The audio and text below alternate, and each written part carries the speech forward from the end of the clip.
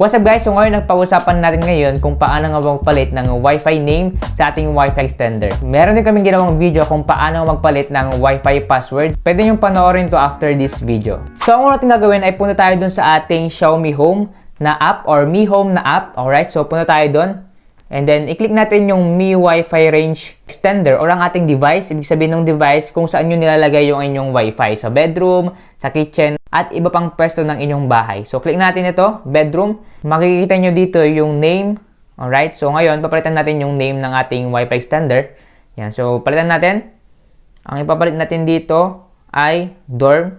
Yan, try natin ito. Yan, so as you can see, makikita nyo dito guys, yung attention, the repeater will be temporarily disconnected to apply this setting. So, kapag in-okay natin to guys, is mawawala, madi-disconnect tong Wi-Fi natin and then mapapalitan na. Bago tayo pumunta sa susunod na step, ay kung hindi ka pang nakapag-subscribe sa aming YouTube channel, please subscribe and then click notification bell para updated ka sa mga bago ng video. Balik tayo sa ating topic. Alright, so i-okay na natin to. If okay na yung name na nilagay natin, okay natin.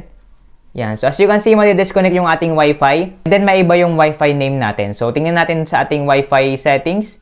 Yan. Kung naiba na nga ba. So, dapat magiging dorm na siya. As you can see, naiba na yung name niya. So, tingnan natin na makakonect tayo dito.